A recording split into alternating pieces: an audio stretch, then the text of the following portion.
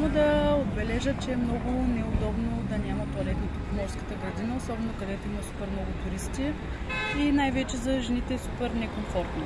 Така че ако може да се направи нещо по въпроса, ще е доста позитивно.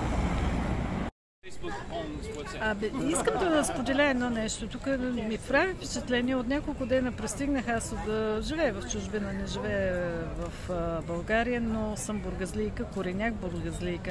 Не мога да разбера едно единствено нещо. Защо тоалетните в този град не работят редовно?